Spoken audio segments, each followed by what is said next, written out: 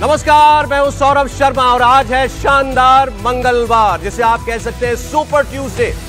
और याद रखिए 4 जून को भी मंगलवार ही है, जिस दिन 24 का फैसला आने वाला है। वो भी मंगलवार, आज भी मंगलवार। तो आज से शुरू होगा प्रधानमंत्री मोदी का कैंपेन, जो आपने उत्तराखंड में देखा। और आज से हर मंगलवार यानी हर सुपर ट्यूसडे हम करेंगे नंबर्स की बात। 4 जून को मोदी को कितनी सीटें आएंगी, राहुल गांधी को कितनी सीटें आएंगी, अरविंद केजरीवाल कितनी सीटें जीतेंगे, बिहार में क्या होगा, यूपी में क्या होगा, महाराष्ट्र में क्या होगा, बंगाल में क्या होगा। हर मंगलवार यानी आज से हर सुपर ट्यूसडे हम देश की सभी 543 सीटों की लाइव ट्रैकिंग करेंगे। कहां माहौल बन रहा है, कहां किसका माहौल बिगड़ रहा है, किसका गेम बन रहा है, किसका गेम खराब हो रहा है, इसकी पूरी ट्रैकिंग होगी हर सुपर ट्यूसडे को। अप्रैल आते आते पूरा चुनाव बदल रहा है और चुनाव बदलने का काम इस वक्त अगर कोई एक नेता कर रहा है तो वो है अरविंद केजरीवाल। केजरीवाल जेल में है, लेकिन वही नैरेटिव क्रिएट कर रहे हैं। केजरीवाल की पार्टी के दो नेता आतिशी और सौरभ भारद्वाज कह रहे हैं कि अब उनको भी गिरफ्तार किया जा सकता है। आतिशी ने आज कहा कि उन्हें बीजेपी में शामिल होने का ऑफर दिया गया। बीजेपी ने पूछा नाम बताओ वरना मुकदमा करेंगे। केजरीवाल की गिरफ्तारी के बाद नई प्लेयर एक्टिव हो गई हैं और वो हैं अरविंद केजरीवाल की पत्नी सुनीता केजरीवाल, जिनके साथ आपको खबर दे दूं, आम आदमी पार्टी के विधायकों की इस वक्त भी मीटिंग चल रही है। यानी सुनीता केजरीवाल अब खुलकर पॉलिटिकल एक्टिविटी में आ गई हैं। इस मीटिंग में क्या नतीजा निकलेगा थोड़ी देर में साफ हो जाएगा। सवाल है कि इन सबका दिल्ली के चुनावी माहौल पर क्या असर पड़ रहा है, दिल्ली की 7 सीटों पर क्या होने जा रहा है। आप भी यही जानना चाहते हैं। अरविंद केजरीवाल के गिरफ्तार होने के बाद उन्हें कोई सिंपैथी मिली क्या, कोई सहानुभूति मिली क्या?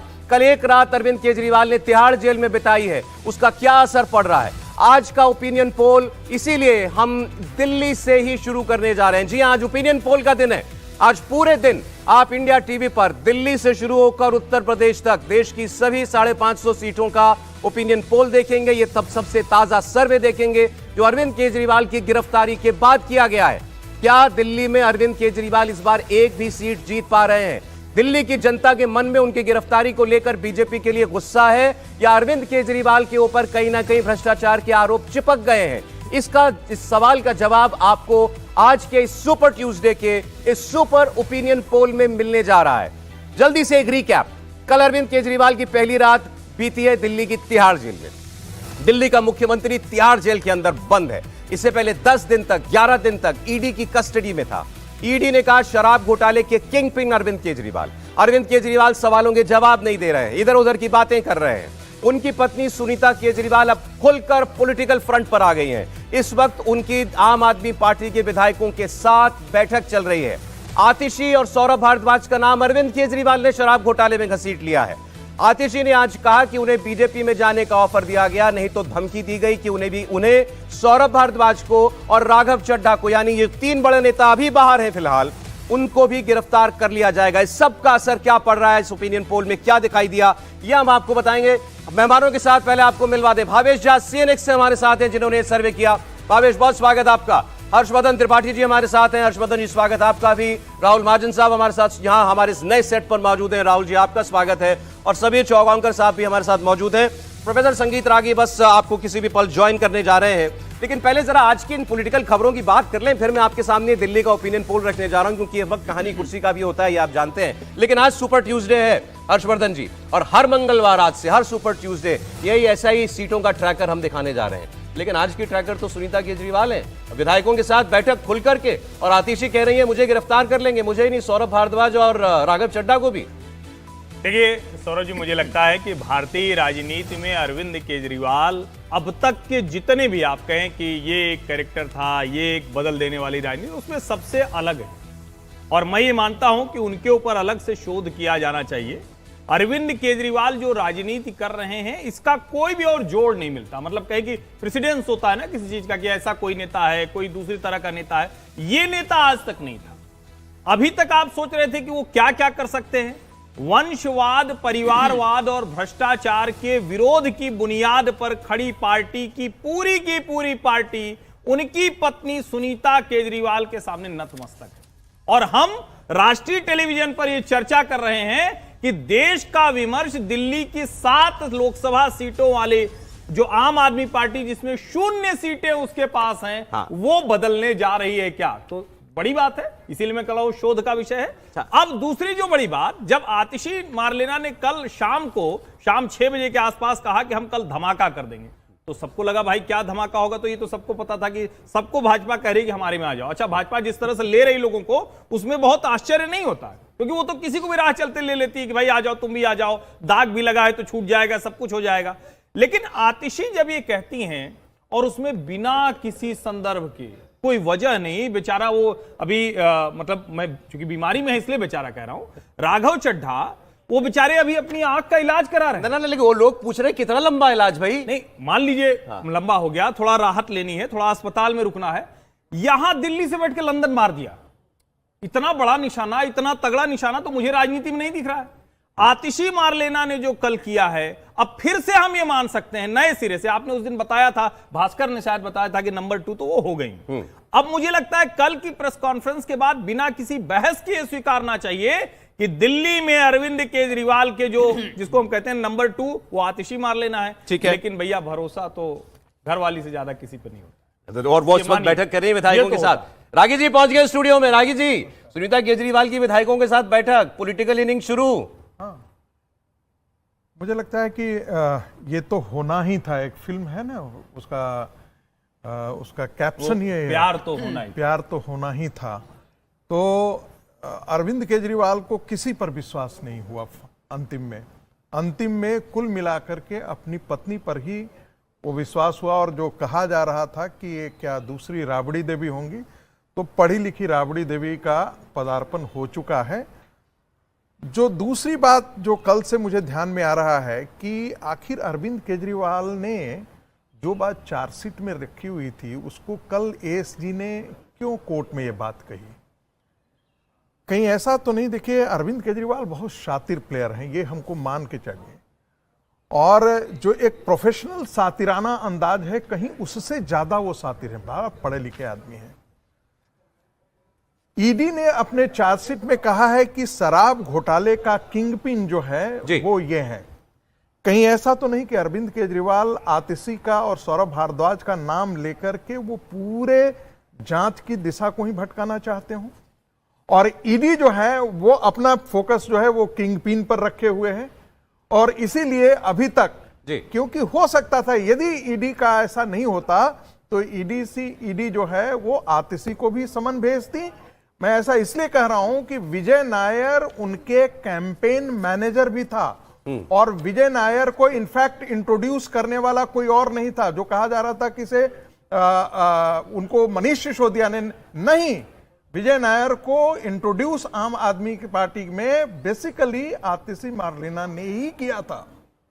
इसलिए मैं ऐसा कह रहा हूं कि उनको ईडी का समन पहले मिलना चाहिए था। अच्छा, लेकिन ईडी ने इसको समन नहीं किया। आज लेकिन ओपिनियन पोल का दिन है, जिसे हम कह रहे हैं सुपर ट्यूसडे। 4 जून भी सुपर ट्यूसडे है। हर हफ्ते हर सुपर ट्यूसडे को, हर मंगलवार को आप यूं ही हमारा ये लाइव ट्रैकर देखेंगे सीटों का। लेकिन आज बात जरा हम दिल्ली की पहले कर रहे हैं। दिल्ली की 7 सीटों में से एक भी नहीं मिली अरविंद केजरीवाल को, कांग्रेस को, पिछले 2 चुनावों में। लेकिन इस बार दिल्ली की कहानी पलटी है भाई, अलायंस भी हो गया है। अलायंस के साथ साथ केजरीवाल जेल भी पहुंच गए। तो आपका अनुमान क्या कह रहा है? मेरे पास तो है नंबर, आपको लग रहा है दिल्ली में कुछ कहानी बदल रही है? देखिए, मुझे लगता है कि थोड़ा टफ फाइट है। एक तो इसलिए नहीं कि क्योंकि बीजेपी कोई कमजोरी से चुनाव लड़ रही है। बीजेपी के चुनाव जो है वो प्रधानमंत्री नरेंद्र मोदी के नाम पे होगा, जो अपने आप में जो है उनके नाम पे बहुत सारा वोट पड़ता है।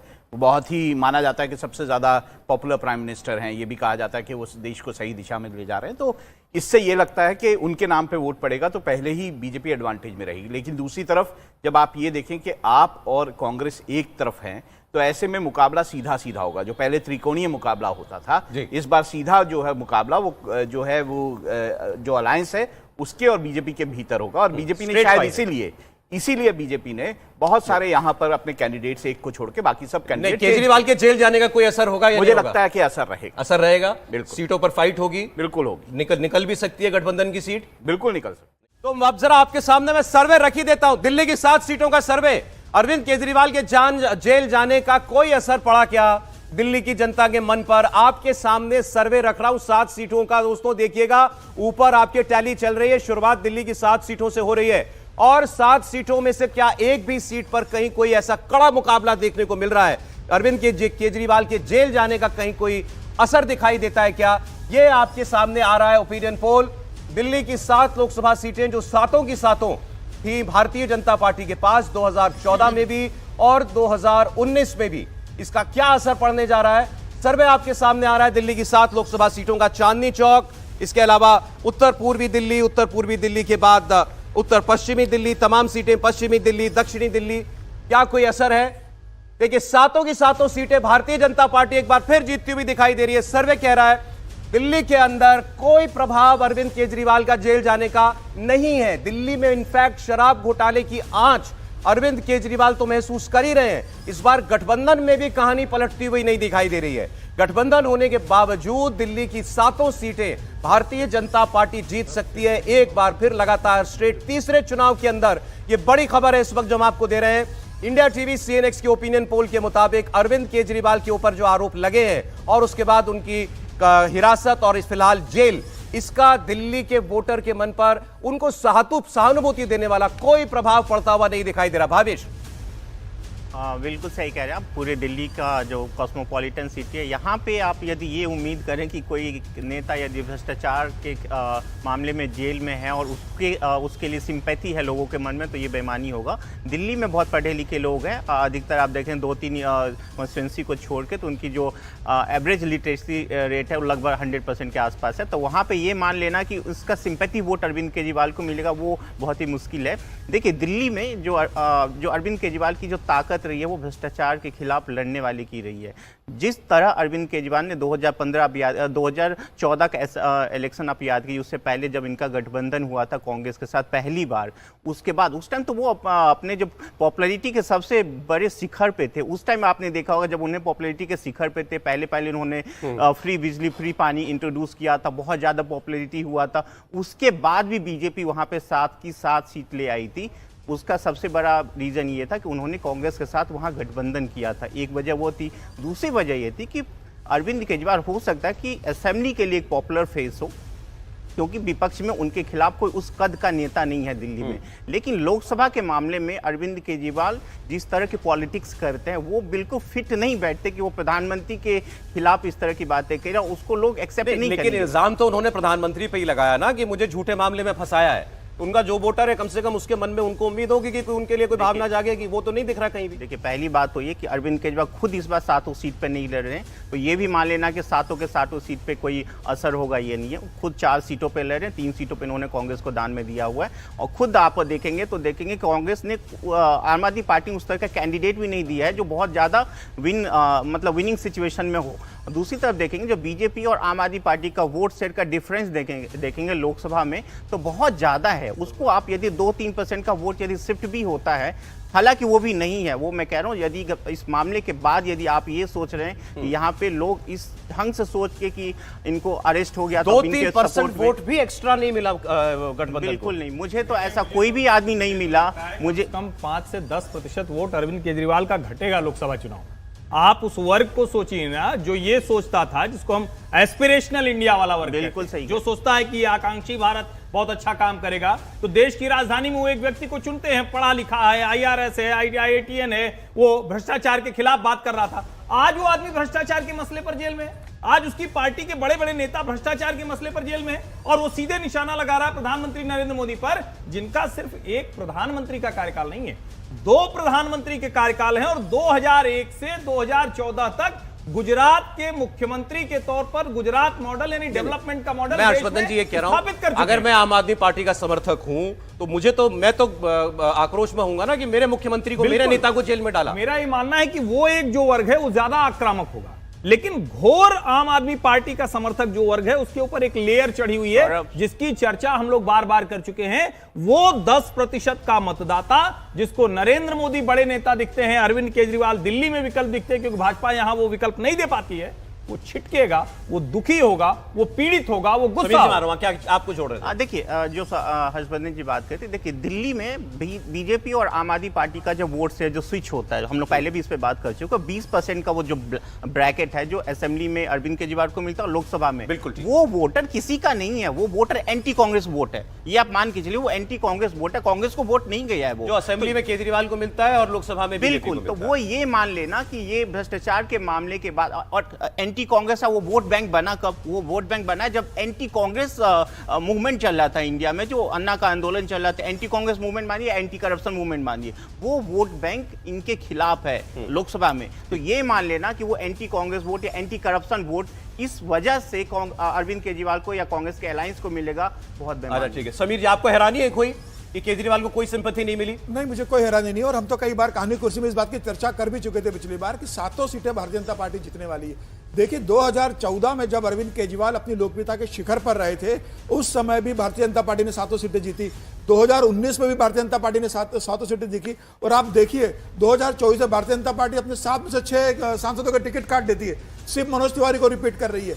उसके बाद भी भारतीय जनता पार्टी जीत रही है। और जब अरविंद केजरीवाल और कांग्रेस का गठबंधन हो रहा है, अरविंद केजरीवाल भ्रष्टाचार के आरोप में गिरफ्तार हो गए हैं, पार्टी के अन्य नेताओं के ऊपर जांच चल रही है। अरविंद केजरीवाल दिल्ली की जनता को यह भरोसा दिलाने में विफल रहे कि उन्हें गलत तरीके से गिरफ्तार किया गया है। और उनकी गिरफ्तारी के पास जिस तरीके से दिल्ली की जनता उदासीन रही, वह यह बता रहा था कि दिल्ली की जनता इस बात को मान रही है कि अरविंद केजरीवाल ने कहीं ना कहीं भ्रष्टाचार किया है और उनके खिलाफ कार्रवाई हो रही है।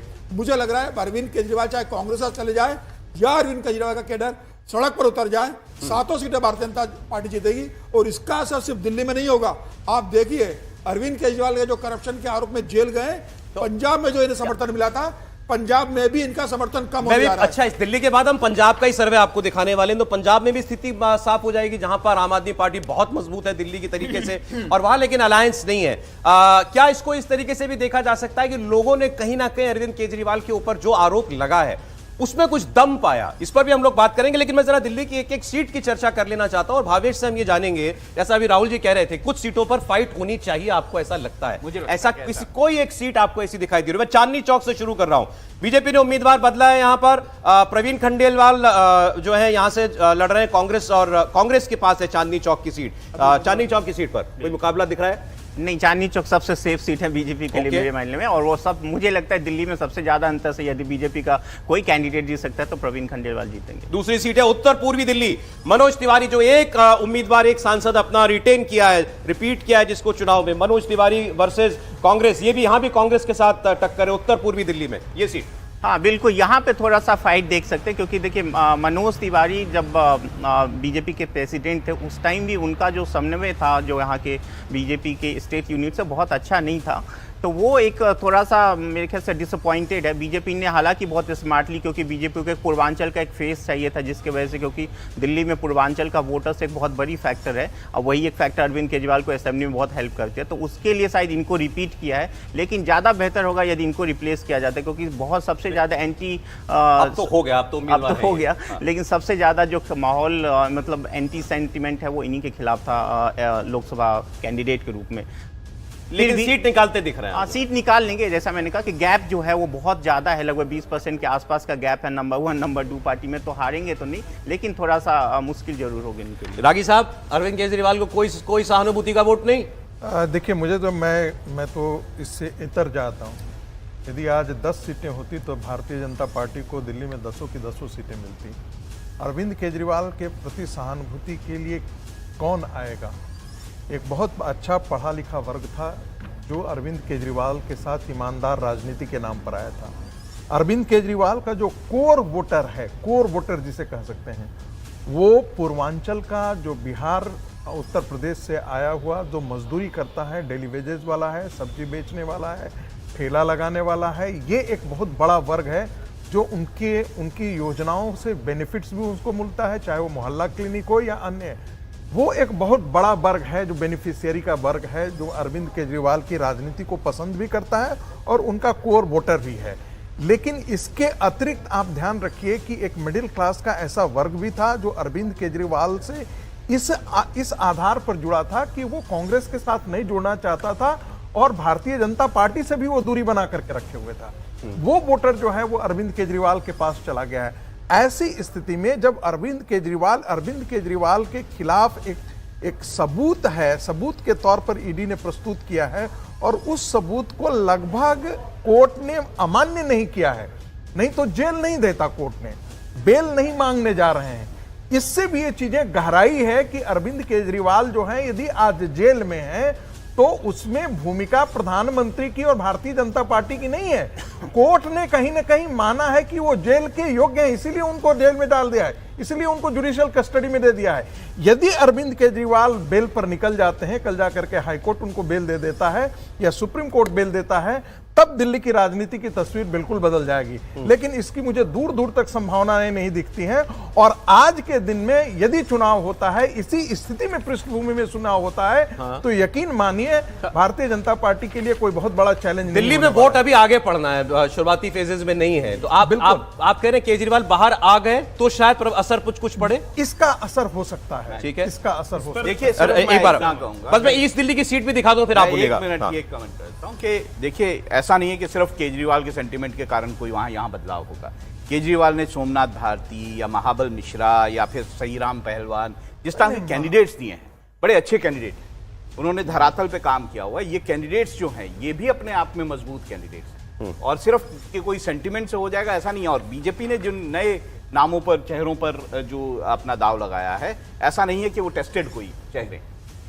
देखिए मैं अरे जैसे दिल्ली में जहां मेरे पास जहां कैंडिडेट है गठबंधन का, वहां का मैं बता देता हूं। मिश्रा के लिए पूर्वी दिल्ली में हर्ष मल्होत्रा, यहां गौतम गंभीर का टिकट काट के हर्ष मल्होत्रा को, जो मेयर रह चुके हैं दिल्ली के, उनको टिकट दिया गया है। और कुलदीप कुमार जो आम आदमी पार्टी के विधायक हैं, उनको यहां से लड़ा रही है गठबंधन की टीम जो है। लेकिन हर्ष मल्होत्रा जो सर्वे बता रहा है बहुत आगे दिखाई दे रहा है, मतलब कुलदीप कुमार कहीं बहुत ज्यादा फाइट में कहीं हमको खड़े हुए भी दिखाई नहीं दे रहे। देखिए कुलदीप कुमार की अपनी एक कंस्टिट्यूएंसी है और वो ठीक है, एक अच्छे नेता हैं, लेकिन उनका वोट बैंक भी बड़ा सुरक्षित वोट बैंक है। उससे बियॉन्ड वो एक संसदीय राजनीति के व्यक्ति नहीं है, मैं ये ऐसा कह सकता हूं। और जहां तक महाबल मिश्रा की बात है, जिसका जिक्र अभी उन्होंने किया, महाबल मिश्रा एक समय घर घर तक जाते थे और बड़ी उनकी एक रसूख थी, खास करके बिहार और उत्तर प्रदेश के लोग जो यहाँ रहते हैं उनके बीच में। लेकिन आज वो उतना सक्रिय नहीं रहे हैं, उनका बेटा सक्रिय रहा है और पूर्वांचल के नाम पर चूंकि उनको लाया गया है, लेकिन मुझे नहीं लगता है कि उतनी बड़ी छाप वो छोड़। इन्होंने कहा पूर्वांचल के मनोज तिवारी की सीट सबसे ज्यादा फंसी हुई दिखाई दे रही है। नहीं, मुझे ऐसा नहीं लगता है, बट लेकिन फिर भी चूंकि उन्होंने भावेश जी ने कहा है तो उसे मैं स्वीकार कर रहा हूं। अब मैं जरा पूर्वी दिल्ली की बात कर लेता हूं। पूर्वी दिल्ली की भी चर्चा हमने की। हर्ष मल्होत्रा बनाम कुलदीप कुमार, और यहां ये सीट भी हर्ष मल्होत्रा निकालते हुए दिखाई दे रहे हैं। अगली सीट नई दिल्ली की है, बीजेपी की बांसुरी स्वराज, और उनके सामने सोमनाथ भारती। जी हां, बांसुरी स्वराज अपना चुनाव जो है आसानी से निकालती हुई दिखाई दे रही है इस वक्त। नई दिल्ली की इस सीट पर बांसुरी स्वराज के सामने वकील सोमनाथ भारती, आम आदमी पार्टी के बहुत पुराने नेता हैं, और मीनाक्षी लेखी की जगह बांसुरी स्वराज को टिकट दिया गया है और वो इस रेस में हमें आगे दिखाई दे रही हैं। उनके लिए कोई चुनौती इस सीट पर हमको मिलती हुई नहीं दिखाई दे रही है। बांसुरी स्वराज, समीर जी। इसमें कोई दो राय नहीं कि बांसुरी स्वराज चुनाव जीतने जा रही है। उनका टिकट मीनाक्षी लेखी की जगह बांसुरी स्वराज को टिकट दिया गया है। वकील है, सुप्रीम कोर्ट की, बहुत अच्छी वक्ता है, भारतीय जनता पार्टी की प्रदेश प्रवक्ता है, बहुत अच्छा पार्टी का शक्ति है। और मुझे लग रहा है इस बार निश्चित रूप से उनकी जीत है। सुषमा स्वराज की बेटी है, वेल नोन परिवार से आती है वो, लेकिन बांसुरी स्वराज का जमीनी स्तर पर बहुत काम है और मुझे लग रहा है भारतीय जनता पार्टी का संगठन भी बहुत मजबूत है। दिल्ली में प्रधानमंत्री मोदी का नाम और उनका चेहरा और दिल्ली के अंदर जो भारतीय जनता पार्टी का काम है, किसी भी सीट पर दिक्कत नहीं आएगी। बांसुरी स्वराज आराम से सीट जीतेगी। अगली सीट दोस्तों उत्तर पश्चिमी दिल्ली की सीट है। बीजेपी से योगेंद्र चंदौलिया यहां से हैं, कांग्रेस पार्टी के पास ये सीट है इस बार गठबंधन में, लेकिन कांग्रेस ने उम्मीदवार नहीं दिया है। हंसराज हंस सिटिंग एमपी थे यहां से, उनको पंजाब के फरीदकोट भाजपा ने भेज दिया है। योगेंद्र चंदौलिया को उतारा है यहां से। दिल्ली में 3 सीट कांग्रेस लड़ रही है, लेकिन उम्मीदवार नहीं दिया। उदित राज के नाम की चर्चा चल रही थी, लेकिन क्लियर अभी भी वो नहीं है। इस सीट पर भी भारतीय जनता पार्टी हमको लीड लेती हुई दिखाई दे रही है। भावेश, देखिए इस सीट पे वैसे तो पहले यदि उदित राज को यदि कांग्रेस टिकट दे देती तो शायद बीजेपी के लिए और ज़्यादा बहुत बड़ी विनिंग मार्जिन होती, क्योंकि उदित राज जब पहले बीजेपी की एमपी होते तो उस टाइम उनका काम बहुत अच्छा नहीं था, शायद इसीलिए बीजेपी ने 2019 में भी उनको टिकट दिया नहीं था।